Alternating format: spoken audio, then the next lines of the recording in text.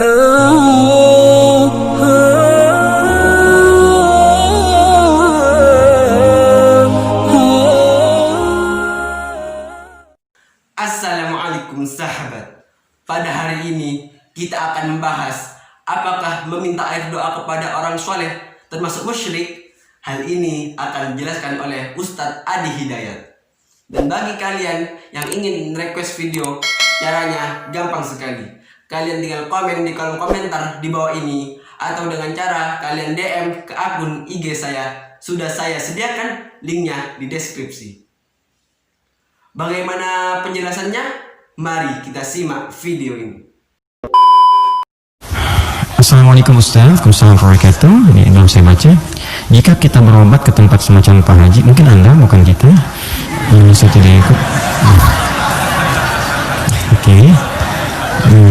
Jika Anda berobat ke tempat semacam Pak Haji yang orang sebut, lalu Anda dikasih obatnya, air minum, doakan, apakah itu masuk syirik atau bagaimana Ustaz? Mohon pencerahannya. Tergantung. Jika Anda minta doa, tabarruk dengan doa itu wasilah supaya mohon berdoa, didoakan kepada Allah. Anda bisa berdoa sendiri, minta, ya, dan bisa saling mendoakan. Nabi kadang saling mendoakan dengan sahabat, doakan. Bahkan Nabi minta dibacakan oleh Abdullah bin Mas'ud Al-Quran. Abdullah bin Mas'ud datang sini, coba bacakan surat ini. Kata Abdullah bin Mas'ud, ya Rasulullah, Anda kan yang Nabi, tapi saya ingin mendengar bacaanmu. Sesama sahabat saling mendoakan, biasa, saling ketemu, doakan, itu biasa. Dan boleh, adabnya boleh. Anda ketemu ulama, minta doa. Dulu kami begitu, bertemu ulama, minta doa, Syekh, doakan kami, doakan kami. Sekarang nggak beda, orang ketemu Ustaz, minta foto. Ketemu ulama, minta selfie deh. Lengkapilah dengan doa yang ditempatkan di hati, itu doanya. Ya, doanya, minta doa kebaikan. Nah, boleh Anda, silahkan kalau datang. Itu dalilnya diantaranya Quran surah ke-5 tadi, ayat 35.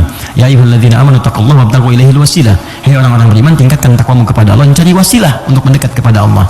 Apa diantaranya? Kisah yang paling tepat untuk menjawab ini adalah tentang Al-Fatihah itu. Jadi ada seorang yang sakit tadi, ya, kepala suku di Arab, sakit kemudian zaman itu, lalu dia minta kepada para sahabat, ngutus ajudannya, ya, untuk bertanya, ada nggak yang bisa menyembuhkan? Kata sahabat, Allah yang sembuhkan. Datang didoakan dengan baca Al-Fatihah. Itu kan paling gampang. Ketika didoakan itu dengan baca Al-Fatihah, sembuh.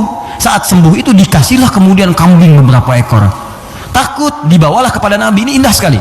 Dilaporkan kepada Nabi karena takut kambing itu gratifikasi. Tuh, ini bagus sekali. Jadi takut nih, saya takut salah nih, dibawa ke Nabi. Nabi, tadi ada orang sakit, terus minta bantuan. Saya ingat ajaran Anda, baca Al-Fatihah, saya bacakan. Habis itu dikasih kambing begini. Nabi langsung senyum, ketawa, tabassama dhahikan.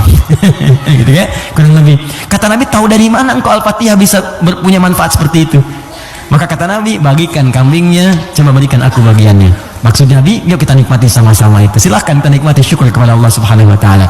Ini artinya dalil yang membolehkan kita datang minta doa misalnya, ya, ke orang saleh, ulama. Tapi syaratnya kita pun berdoa dulu, minta sama Allah. Minta. Lalu Allah lebih senang kita minta kepada Allah dengan bahasa hati kita. Setelah itu kita berwasilah minta pada orang soleh yang baik, minta kebaikan, lalu dia doakan kepada kita semua. Jelas sampai sini? Baik. Kalau ada yang khusus semacam tertentu, ada pengaruh jin atau apa, biasanya dia diangkat tuh, mengangkat sesuatu yang bukan dari tempatnya. Ini bukan dari tempatnya, saya angkat, ini spidol, tempatnya bukan dalam gelas, lalu saya angkat. Jin tempatnya bukan di tubuh kita, kita angkat.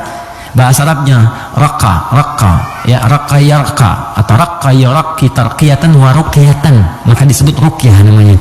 Terus ya, ada ruqyah. Ruqyah itu macam-macam, ada yang dengan bacaan saja, ada yang dengan air misalnya, air terus diminum, ya. Ada yang dulu ruqyah terkenal sekali, orang soleh, dia sakit, punya anak sakit, sakitnya lumpuh semua. Nah, begitu lumpuh, ini orangnya baik sekali, kesolehannya nampak pada prasangka baiknya. Jadi semua yang datang prasangka baik aja. Malam-malam, Bu, bayangkan ada perampok datang malam-malam. Ini kisah ini sangat populer sekali. Perampok serombongan datang ke rumahnya. Karena prasangka baik ini dikira mujahid fisabilillah mampir. Dulu kan bukan kayak kita sekarang kan, rombongan mujahid dengan ini kan nggak kelihatan tuh. Malam-malam datang dikira mujahid. Begitu dibuka pintu, oh ahlan wa sahlan mujahid, masya Allah, silahkan masuk. Bayangkan perampok disuruh masuk. Disebut mujahid fisabilillah, datang. Akhirnya apa yang terjadi? Silahkan, duduk dulu, istirahat dulu, mandi dulu. Dimintalah berwudu semua. Tolong para mujahid silakan berwudu dulu. Ya, wudu supaya apa? Salah satunya ternyata di bawah keran itu dia simpan bejana untuk menampung air wudu mereka. Ini kisah nyata, benar terjadi. Ini bukan rekaan, ini kisah nyata sampai riwayat kepada kita dan valid diriwayatkan dari orang-orang salaf dulu. Dia begitu air wudunya tumpah ke situ dan dia melihat orang-orang perampok tadi, kok ada anak ini nggak bangun. Ya kata mereka ke bapak tadi, ini siapa? Ini anak saya, dia kena lumpuh katanya. Oh gitu, dan itu dijamu dengan makan semua. Udah rapi, suruh wudu, makan, pulang lagi. Nah, begitu pulang, ini yang menarik. Beberapa pekan kemudian datang lagi. Dibuka lagi yang mujahid, katanya Masya Allah. Yang buka siapa? Yang buka anak yang lumpuh tadi. Buka langsung, kaget. Kemarin kan lumpuh dia, sekarang bisa buka katanya kan. Lalu bapaknya keluar nyambut lagi, mujahid, Masya Allah, kami meraih keberkahan dari jihad anda, anda bayangkan. Karena positif thinkingnya. Bertanya, ini kenapa bisa sembuh? Air wudhu, masih ingat gak air wudhu yang pernah engkau pakai itu dalam wudhu itu? Saya mandikan kepada anak saya, dengan izin Allah sembuh dia. Perhatikan ketika seorang berprasangka baik kepada Allah Subhanahu wa Ta'ala, akan berubah segalanya. Lalu perampok tadi kemudian terjatuh semuanya, nangis tersungkur, sujud di hadapan Allah Subhanahu wa Ta'ala, nangis tobat di situ. Sebetulnya kami bukan mujahid, kami perampok katanya. Dan sebagainya, tobat. Jadi bayangkan hanya dengan wasilah anak yang lumpuh dalam keadaan tadi dia menjadi mulia seluruhnya. Ya, tapi ingat Syekh Hashim Muhammad Hashim bin Asy'ari Hadratus Syekh, pendiri Nahdlatul Ulama. Beliau mendirikan NU tanggal 31 Januari ya 1926. Itu beliau mendirikan NU, punya kitab 19 kitab. Di kitab kedua namanya Risalah Ahlus Sunnah wal Jamaah. Di halaman yang ke-12 paling kiri sebelah bawah. Ya, itu beliau sampaikan begini. Hati-hati. Wa minhum al-abahiyuna, hati-hati ada aliran yang menyimpang di tanah Jawa. Itu diungkapkan di tahun 1333 Hijrah. Sekarang 1431. Sudah berapa tahun? Ya kurang lebih 100 tahun lah ya. Kurang lebih 100 tahun. Kata beliau, ada aliran abahiyun. Siapa itu? Tokohnya itu ahli zikir. Zikir. Tapi cara zikirnya melahirkan kesimpulan yang menyimpang.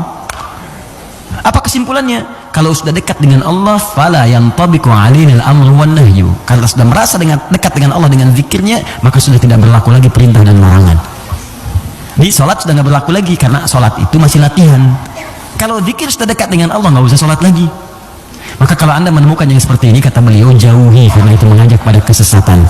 Anda datang tiba-tiba, ya mungkin panggilannya kiai kan, ya pakai jubah lebih lebar daripada Batman, yang kan tertukar lah sekarang atribut kiai dengan dukun itu disama-samain, ini susah gitu kan. Pakai datang anda konsultasi, nanya, anda nggak tahu, karena nggak tahu, tiba-tiba waktu zuhur tiba, Allahu Akbar, anda tanya, Pak Yai kok nggak sholat dulu kita? Anda ini kalau Pak Yai fisiknya di sini rohnya sedang sholat. Kalau yang seperti itu tandanya dukun, tinggalkan, jauhi. Ya, kata beliau disebut sesat, kata beliau ya. Demikian sahabat, semoga ilmu ini menjadi ilmu yang bermanfaat dan semoga kita semua diberikan kesehatan oleh Allah Subhanahu wa Ta'ala.